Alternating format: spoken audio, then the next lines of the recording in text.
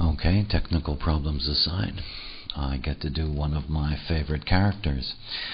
And of course you can see that we're changing our story for the next month. We're moving into the quarter of mutation. And you can also see that the face number is number 1. If you'll remember, if you go all the way back to when we started with initiation, we started with phase 5, and so we're coming around the wheel towards the end, and at the same time we're looking at, in a sense, the beginning of a structure. And yeah, Hades is one of my favorite characters. Not everybody's favorite character, but nonetheless, he is an interesting one. And this is yeah, it's an extraordinary place for him to be. Let me give you the picture, and then I'll give you the story. That's bad. That's not right. It's face number 1. You know, we've been looking at duality, and everything about duality is that, in essence, duality is the completion of the genetic imperative. I mean, everything about the life force, everything about coming into form, everything about building the civilization, everything about bonding with the other is in order to set the foundation for reproduction, and in order to set the foundation for what is a sophisticated level of nurturing, so that the reproduction is viable, and you have humans that are going to be able to maintain the species. But the moment that you get to the end of duality, and of course you get to the end of duality by stepping into the first gate, the moment you get to the end of duality, what's left? That's really the thing. What's left? And the moment that you produce your first child is the moment that you see your own terminality. Because, of course, the moment you set the foundation for the next generation, you are the generation that ultimately is passing away. So what is there? What is there beyond the establishment of the bond? What is there beyond the reproduction of the child? What is there beyond the nourishing and maintaining and blah, blah, blah, all that stuff that's built into the tribalism and the community and ultimately the civilization in order to maintain this ongoing reproductive driving force? What's left? And there's Hades. And Hades is standing there and saying, "You fool, don't you know what's left? You're going to die." I mean, between now and then, all you've got in front of you is that you're going to die. Nobody was feared more. I mean, nobody had more euphemisms for their name than Hades. I mean, you would never say Hades out loud. Oh, you would never want to call attention to yourself. After all, this was the Lord of the underworld. There were all these names. The unseen one. I like that one. The rich one. Interesting connotation, because, of course, this is part of our story today. And part of our story today is wealth. Oh, the 14th gate. How special is the wagon that can be filled? What is there to do after you have reproduced? You fill the wagon. There isn't much else to do. And why do you fill the wagon? The interesting thing about Hades is that it really represents this fundamental emptiness that is in humans. There's an emptiness in humans. There is an emptiness in humans that can only be filled by, it appears anyway, belief. That is, this emptiness in terms of what is the point of all this. Now that I have, followed the genetic imperative, and I have bonded and I have reproduced, and I have made more and I have completed my obligation to the gene pool of my species. What is there? What's the point? Is there a point? And you see, the fact that there is no point, because the not-self doesn't have a point, is that the fear is something that just settles in this darkness that is part of the emptiness. And of course, what you get out of that is you get the not-self trying to fill up that darkness with something that's worthwhile. What is worthwhile? Even the poorest of the poor had to have a coin put under their tongue so that they could pay to get across the river Styx. You had to pay. It's one of the most interesting things about the way in which the program tries to pull the veil over all of us. This material drive. When you think about the afterlife, because this is where all the thoughts of the afterlife begin. The moment that you're afraid to die, you begin to wonder whether or not there's something else. You begin to set up the constructs for something else. Hades as a place was deeply complex with its various rivers and its various domains for various levels of this and that and whatever. And there is inherent in this a yearning for some kind of, let's call it immortality. Some way to survive. Some way to survive. And it is this some way to survive that gives the creative purpose. Creative purpose. You look at this face. It is deeply, deeply individual, mutative, creative.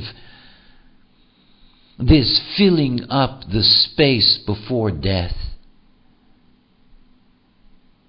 That's what it is. Filling up the space. Marking time in a way that,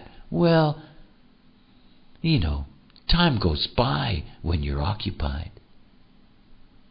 It's here that it's established that, you can create your immortality through wealth, through art, through genius, through all kinds of things. That you can live beyond the grave in monuments and music and pictures and letters and whatever. As if somehow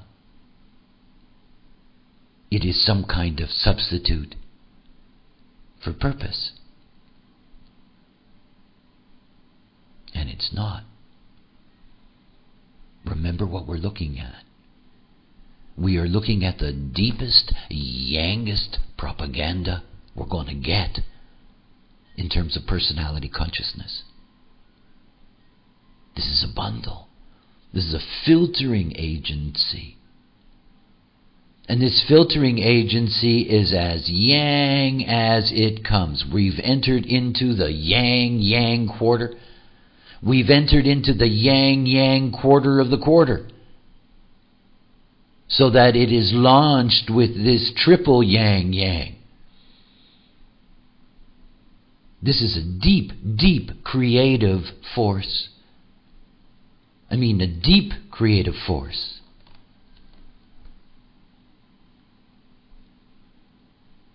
This is Hades. This is not really about the god of the underworld. It is about the threat of the god of the underworld. The threat. It is a personality threat.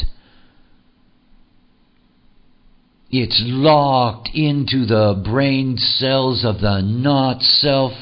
It is so deep inside of them, this threat.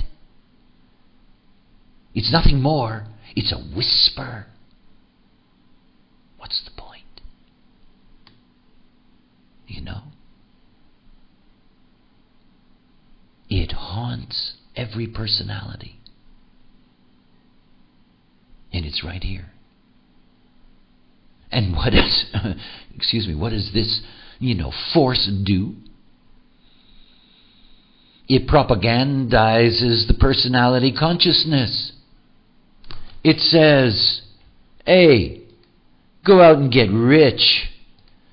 Claim your power. Claim knowledge. Drive forward. No thought of purpose, meaning just themes of diversion. Themes of diversion. Like the humans who secretly pray to die in their sleep.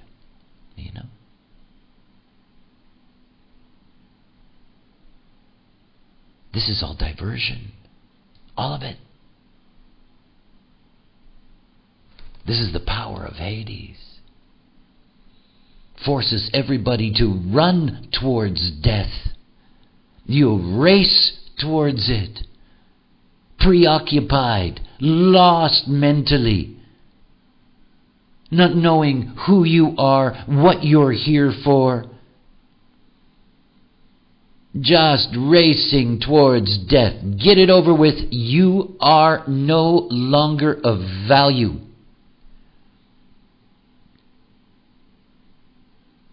Not to the program. Program isn't interested in individuals. The program's only interested in environment. It's only interested in the species as a product of evolutionary potential. And once you have completed your evolutionary role,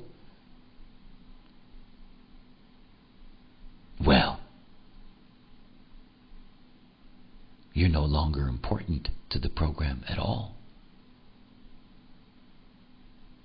So it races you towards death in this preoccupation with this yang drive, because that's what it is. And it's in everyone. You can see it all around you. Busy, busy, busy, busy, busy until they drop. Scratching at the surface of life until they drop. Dreaming of this and that until they drop.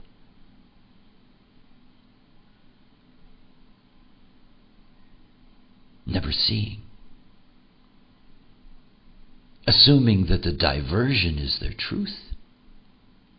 I mean, imagine that the diversion is the truth. Okay, let's take a look. Let's have some fun. My 17, that's really cute. Anyway. Where I want to begin is asparagus. I like that. I like asparagus. So, I don't mean to be silly, but nonetheless, every time I see that word, that's all it reminds me of. This is, again, one of these extraordinary faces in which you have this double binary. The two lysines, the two asparagines, as we saw in the previous face. Very, very interesting relationship in these chemistries. And obviously there is a bond that we see automatically in that sense, in that we see, of course, this deep individuality. The other thing is that, if you look at the way they are in terms of the way they're laid out in the wheel, you don't get as colorful layout as this ordinarily in any of the combination. You get to see that, here we really have a diversity in terms of the centers that are involved. We saw the same thing when we went back into Virgo and we were looking at that complexity of, in that area where you had the same kind of diversity of influence. So this is a chemistry that has a broad, in that sense, influence. But I love this combination of the 34 and the 43. I mean, this is one of those things that's so perfect. I mean, it's so perfect, just as keynotes, knowledge, insight. Knowledge is power. I mean, it seems that that's what asparagus brings to us, that knowledge is power. I mean, we have the 43rd gate, which is the gate of insight, individual knowing, this gate that is the root of intellectual structuring. And at the other end, we have the 34th gate, and obviously very powerful sacral gate, the energy of integration, the gate of power itself. And you have this combination of, insight and power. Now put it in the context of Hades. I mean, when you put it into the context of Hades, you begin to see something about the diversion. First of all, the power diversion. The power diversion is very basic. In most cases, the diversion is what the 34 leads into naturally, which is integration and survival. In other words, one of the great diversions that we have as we're raced along to our demise, is maintaining our survival. And of course, this maintaining our survival is very different than the Lysine 14, as we will see. The dilemma of the 43 to 34, this dilemma is the dilemma of vanity. I mean, vanity. Okay? This is a place where you really meet the root of it, in a sense. This ability to triumph over life, this assumption that one can triumph over life. But you can't stop the clock. You can't stop the threat that Hades brings. You can't. No amount of hubris is going to be able to make a difference in that. And you're not going to bargain with Hades. You're not. This pursuit of power, because this is part of the diversion. The power to survive, the power over others, the pleasure that can be derived from having power. That if you're going to race to your grave, it might as well feel good.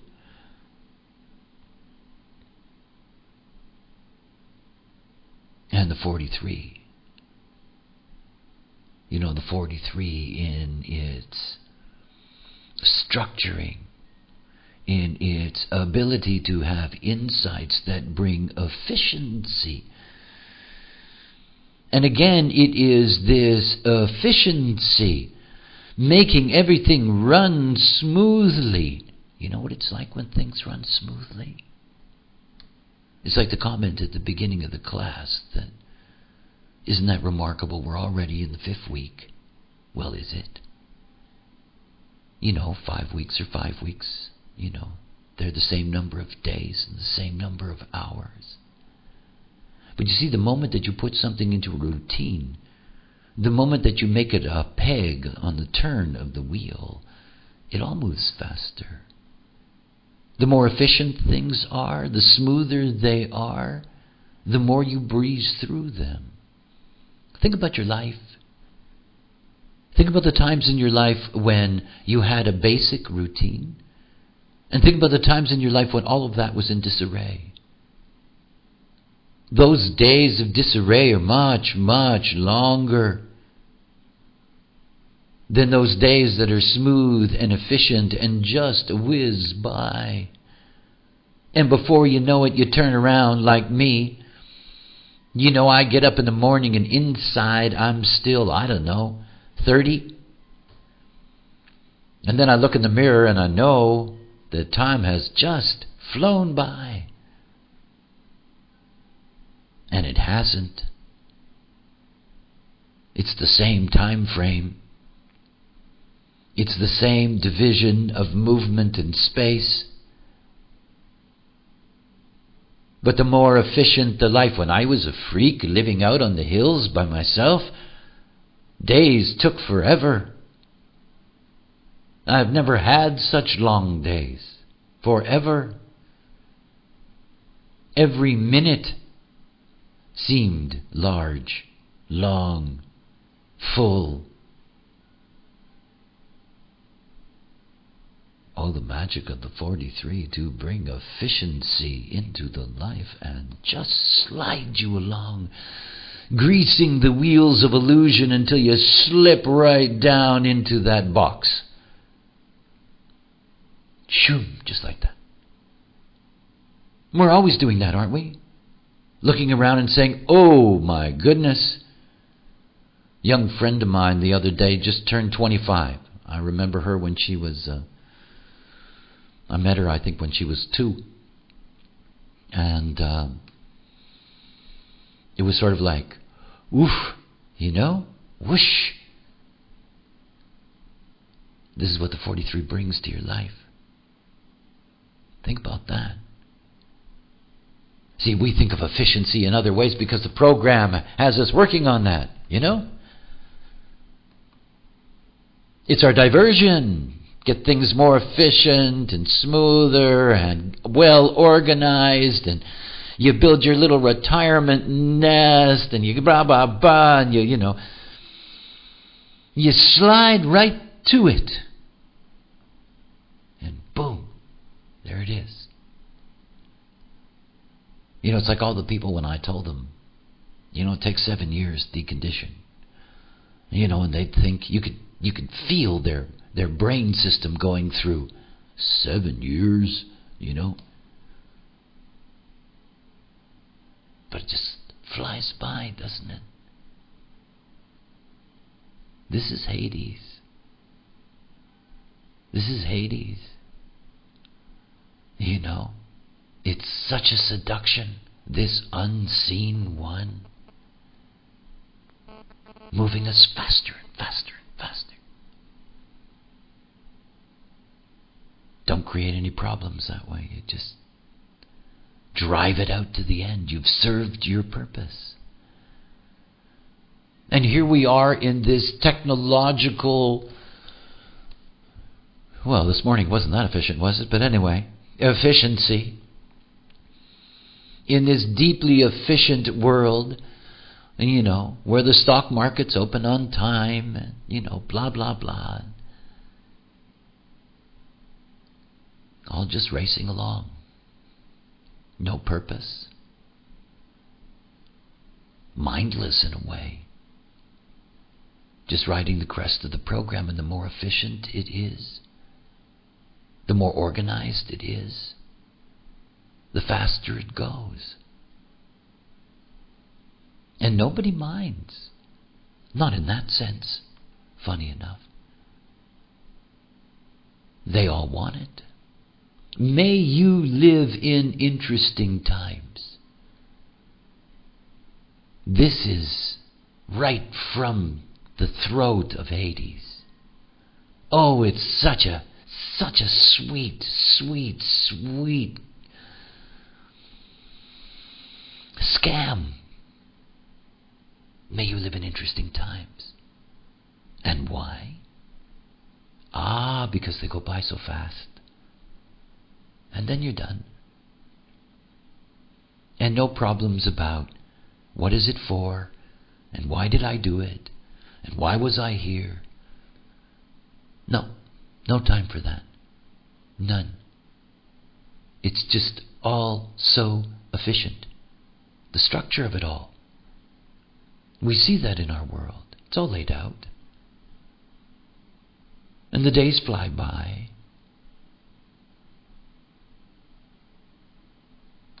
Yeah. Quite a creature. Let's go over here. Is it a sin to lie? Or is that a lie sin? I don't know. Another one of these extraordinary combinations. I mean, really, extraordinary codon. And the only place that you can really start, actually, is the 14.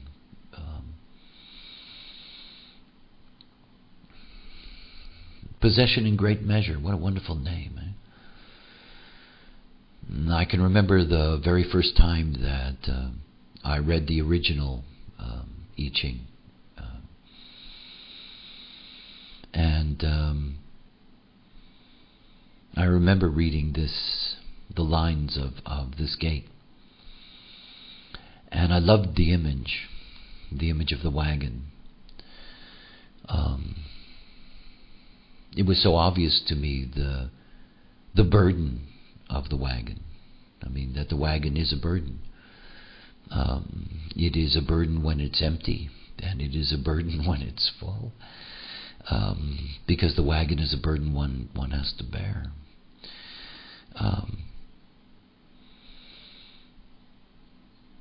All wealth is rooted in the 14th gate. I mean, all wealth is rooted in the 14th gate. It is the deepest material resource that exists in the body graph. And it isn't always translated into traditional materialism, because it is not tribal, obviously, and that's where our material structure was developed, is in the way in which it's developed through the tribe. But no, this is much older in a sense. It is a much deeper resource with no fixed, specific. It is simply a resource. Those who study Penta, for example, know that the 14 is always a theme of whether there is going to be material struggle or not in a family, as an example. The presence of the 14th gate is always an indication that there are resources available. However, it doesn't mean that there is any guarantee in that sense of success. And the 14th gate, one of the names, the euphemisms for Hades, was the rich one.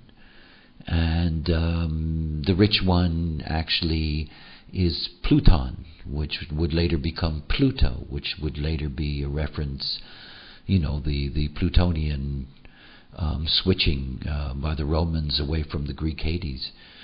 The Greek Hades itself was Indo-European and much older in that sense. It's very, very ancient, obviously, Godhead. Hades itself had 5 siblings who were members of the Godhead, including Poseidon and Zeus and this is a very ancient, powerful force. Everything about this nickname, the rich one, they associate it with the fact that, of course, the jewels, gold, all these things were dug out of the ground, and the earth was the domain of Hades, the underworld, or the domain of Pluto. And so this nickname of the rich one as an association to this, their Godhead over this domain of wealth. But it is a domain of wealth, and they are a Godhead of wealth. And you can see that here in the presence of the 14th gate. And one of the ways in which this diversion has unfolded is something that you get to see in just about every city in the world. You will find buildings, streets, parks, all kinds of things, schools, museums, stadiums, named after those that have achieved some kind of notoriety, those who have made financial donations to institutions, those who have in the diversion become noted for their efficiency in one thing or another. In other words, a kind of immortality. A kind of immortality that is part of the Hadean game. In other words, a substitute for true purpose. A substitute for purpose is to make enough money to have the wing of a library named after you, so that 300 years later nobody remembers who or what the association is anyway, but nonetheless, it is a Hadean game. And here in the 14th gate it is played with enormous fervor, almost. You can see that in the whole domain of philanthropy as an example.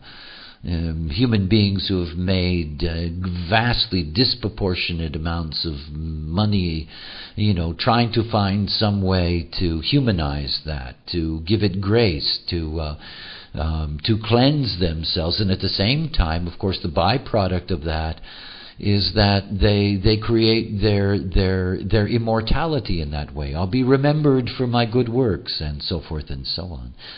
It is part of the diversion. By the way, so much of that philanthropy is specifically targeted towards making the poorer or less franchised world more efficient. Funny enough. So that they'll peacefully go to their end, absorbed in the minutiae of the mundane. I mean, the program doesn't want us running around killing each other. I mean, that is not efficient. It really isn't, because wars kill those who have yet to really fulfill their reproductive potential. I mean, wars traditionally kill the young, and particularly young males. So it's not efficient in that sense for the program. The program much prefers occupied sheep, occupied sheep who assume that they're having a life, and who see their accomplishments as being something that is significant relative to the not-self world, and peacefully go through their process until it's done. I mean, that's what the homogenized construct is looking for. It is what we're programmed for. It's what the game is all about. This is not pretty. I carry the 1 and the 43. I'm very, very, very, very aware of the power of Hades. I have a song of mine dedicated to Hades. I'm well aware of what this, what the unseen one is all about, and how powerful this is in the lives. You see, I understand the dilemma of the not-self at two levels. I see it at the personal level, that is the individual level, in which the mind has maintained a usurpation of authority it has no right to. And I see it in the sociological or the societal level. And when you see the not-self at the societal level, you see the power of the influences of personality crystal consciousness. I mean, you see the way that the homogenized world is driven. And you see that the not-self-homogenized world, it's very difficult to get to them and say, life is about having a purpose, because this face sells them a false purpose. I mean, that's what you get from Hades, is you get a false purpose. You don't get your true purpose. You get the homogenized, stay in the efficient flow and go out the door quietly. They're there now. That's the homogenized program. So a face like this, this double-barreled codon, this is really something that is so deeply embedded in the way in which the creative force on the planet works. I mean, this is deeply, deeply creative, powerful energy. The source of physical power, of the source of wealth. This is very, very powerful stuff. And it is in everyone, whether you have it or not, receptor or, activated. And if you are not self, this is there constantly as the panorama of the world that you live in. This is what people pursue. This is what the life is about. You want something that succinctly describes the not-self life after marriage and children? And really it's during marriage and children. It's right here. This is the most powerful yang propaganda that we get. And it's scary, because it has incredible power over us. See, it's controlling mutation in these areas. It's controlling it, distorting it. You've got to maintain your survivability. You want to increase your wealth to make sure that your children, blah, blah, blah. You're working on the efficiency, all of that stuff. Just being occupied. And please understand something. I'm not suggesting that this isn't what life is. I'm not suggesting that these aren't components of life. I'm not suggesting that they cannot be valid components in life. But only when it's correct, and only when they are there as the fulfillment of one's purpose. Not simply because of a homogenized steamroller that drags you along.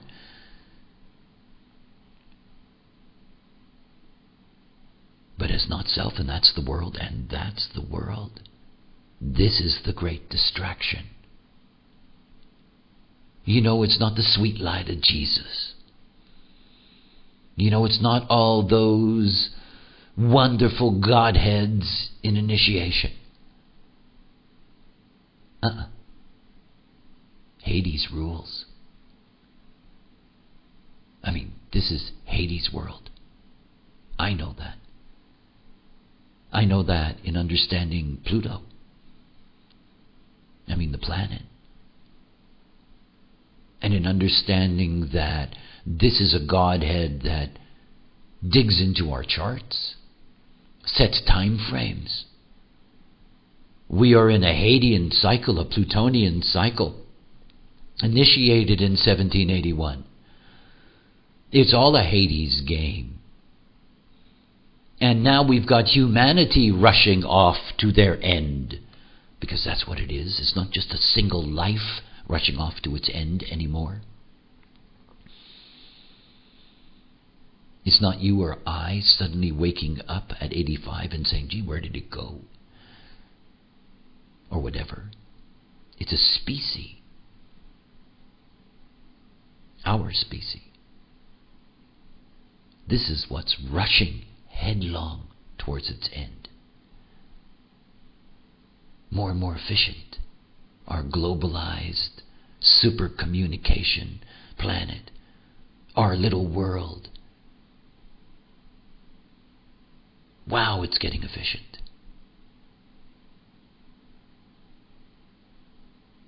See, Hades rules. I don't mess with this one. I know this is what rules the homogenized world. And of course it brings us to the AAA, which is not the American Automobile Association or any other derivative, or Alcoholics Anonymous, whatever. Funny about letters. But anyway, this is the AAA. This is the yang of the yang of the yang of the yang of the yang. Interesting about the nature of the creative. This deep, deep need, drive to express oneself. Deep drive to express oneself. We often think of it in association with the eighth gate. That is, the eighth gate wants to make a contribution. But that's not what the first gate wants to do. That's what the eighth gate wants to do. The first gate just wants to express itself. And you see all of this when you bring it all together. This yang need for expression. This is the power behind the not-self mind. It's the power behind it. And of course it is tied into its chemical relationship with the 14 and with the rest of this face. It is about being able to display one's wealth and power, one's efficiency, to be able to display it. It's all a show. I mean, I'm forever quoting the Bard, Shakespeare, that all the world is a stage is so clear. But you see, here is where the players are locked in. I mean, this is where you get to see, you get to see this is the script. This is the script of mutation. This is the script. Oh, there are other faces to come. And obviously, because this is the first face, it is the very, very basis of the whole cycle. It sets the tone for what life and death are. Truly it does. And it's something to understand about us in the end. It is not about birth that is the question for us. It is always death that is the question. Always. And in our self-reflected consciousness, to be aware of the fact that we are a bioform that ages, and that we can cognitively, logically see clearly the terminality in our process. That from the moment that we are old enough to play with that cognition, death rules our lives. The more not self you are, the deeper it rules you. And it doesn't rule you in the sense that you're running around crying, I'm afraid to die, I'm afraid of death. It isn't about that. It doesn't have to be obsessive on the surface. Any of those things is not what I'm saying.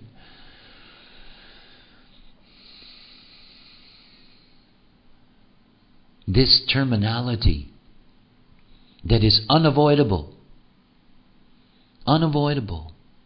in a homogenized consciousness leads to, well, turning your back on the potential that there is anything, and taking on authority anything that you're given.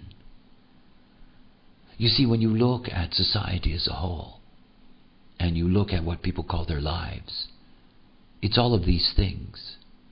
This is what life is about. And for them, that's all it's about. And it's not about whether they are relatively happy or not, this or that or the other thing. They are homogenized players in this great. And in that play, there is no reading between the lines. There is no, are these really my words? My thoughts? My dreams? Is this what it is truly about? To just go along this way? Well, yes, this is what the not-self provides. It's not cruel when you think about it. You know, it simply gives the species a drive to fulfill its biological process, you know, to live out its time. And these are the diversions. But they're only diversions. You know, when you think about the average human being and what happens to them when death approaches.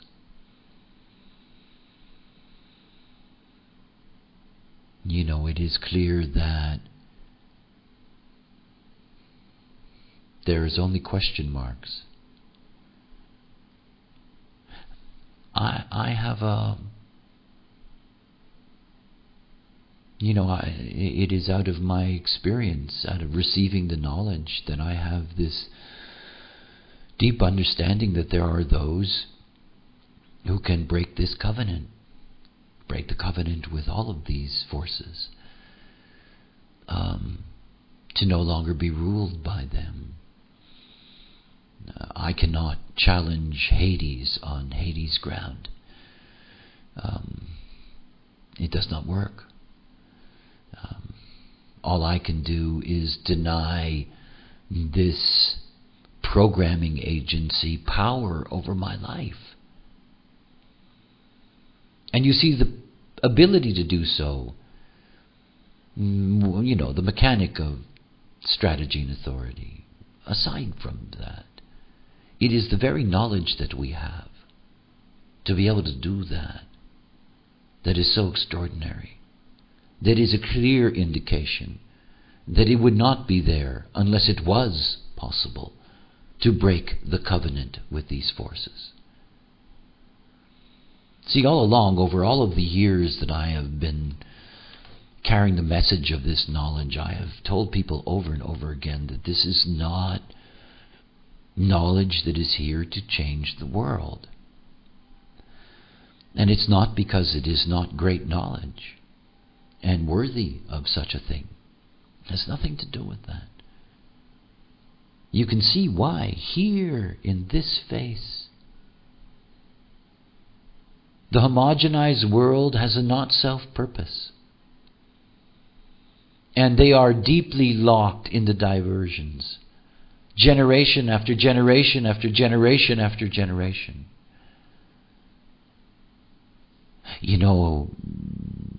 There is some speculation that at one time there was human sacrifices to Hades. But one of the most common sacrifices in the ancient world to Hades was the black sheep. And I thought, now, isn't that beautiful? It's one of my nicknames for Ibiza, Black Sheep Island. It's a black sheep place. And of course the thing that distinguishes the black sheep, at least culturally, is one that breaks covenants with their culture, their society, their religions, their whatever the case may be. No coincidence that black sheep were sacrificed to Hades. Don't want anybody who will break the covenant and see behind the facade of the diversion and live their own lives, free of the gods. I mean, it's one of those jokes for me that people, generally speaking, most human beings have stopped paying any attention to these forces. Boy, at their risk. They're as powerful as they have ever been. And they're still molding the personality consciousness of humanity. The same program, thousands and thousands of years old. Same program. It's not like it's upgraded. And you see, we can break that covenant. We do not have to be under the thumb of Hades. Nor are we here to be distracted like some naive child in the hands of a magician. Forced to look one way so that they cannot see what's really going on. Don't get the trick. Can't figure it out. Only go, oh gee, wow. There's the program. Oh gee, wow. Look at that. Bill Gates. Wow. Oh gee. Yeah. Don't see behind the veil. And you see, it's only when you begin to operate as yourself that you can begin to see your own mind absorbed with these things. Because it is. Hades is there. I mean, I'm a 4323. There's no question about it. It is always there. It's always hanging around, framing the picture, because that's what it does. And I watch, because that's what the passenger does.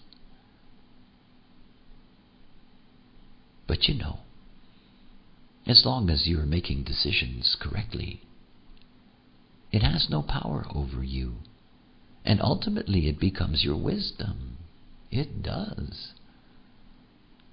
Oh, I have gained much, much wisdom in this process by simply being able to operate outside of the constraints of mind. Because then you really begin to see I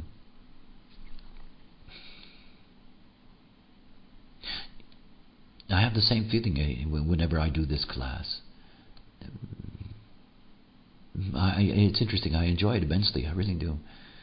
And at the same time, there is this, kind of taste it leaves in my mouth. This power that is there when beings are ignorant. How little they understand the density of the programming that's impacting them. I mean, after all, it's not just this face, it's all the faces, it's all of that programming, it's that whole thing. I mean, you can begin to see what it's all about. Our species is locked into a very, very strict pattern, locked in. And the forces of homogenization, the forces of not-self, are far, far, far more powerful than the forces of the true self. They just are. Again, it is not the purpose of the program for the species to awaken. It's not. It's not. That's why the program gives you the substitute of heavens and hells and Elysian fields and,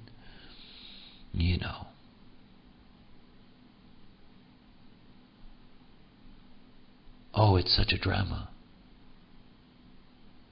And you can see in that drama that the world is locked in and clothed in it. What I do is I wait for black sheep, like you. It is what you will do in terms of those that are waiting for you on your fractal. I mean, this is what it's about. You wait for the black sheep. You wait for the ones that, they experience a glitch somewhere, There's some kind of, it's like the Jovian logo that I love so much, this old woodcut of the guy putting his head through the sky. Every once in a while you catch a glimpse. Makes you wonder, And if you're lucky enough to have somebody like you in their lives, you may be able to get them just at that moment where there's just that chance. That little crack that you can sneak through and open up a whole world of truth for them. Because here, in this number one, here is the real power behind the story. Just is. And until you can I like that, Glenda. That's cute. Yeah. Good for the black sheep. I've been one all my life. I rather like it. When you see the intensity of the program, this is what you're here really to learn in quarter by quarter, is to see how dense the construct is, how sophisticated the programming.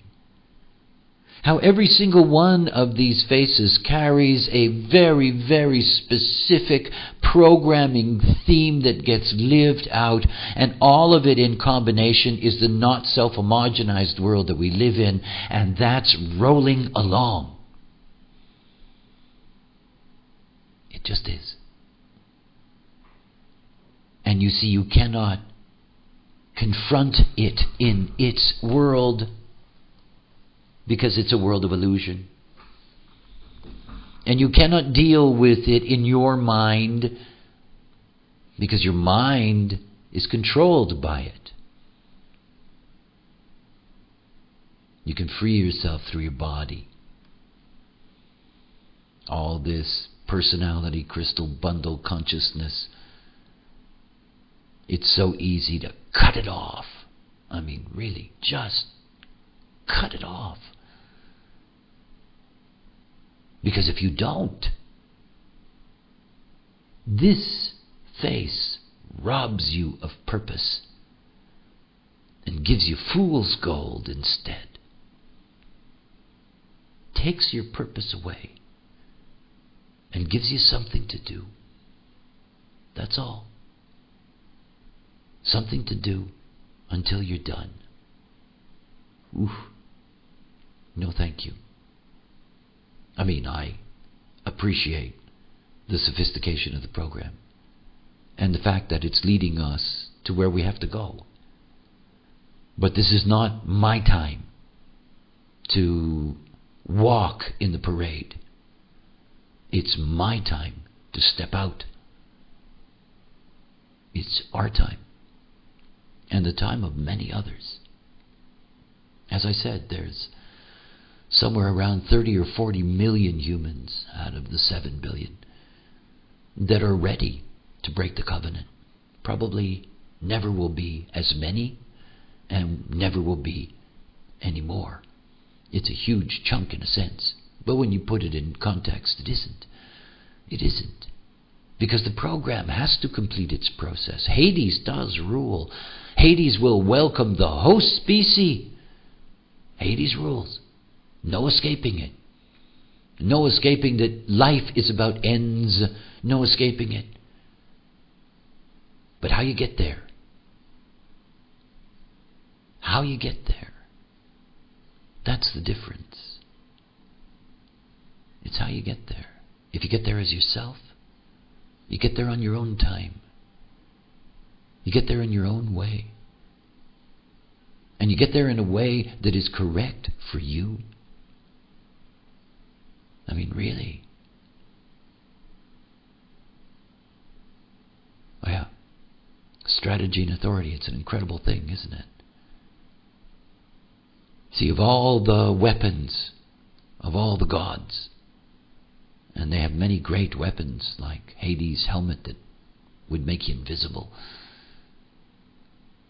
I have, you have, we have a much more powerful weapon. We have a God destroyer. How quaint.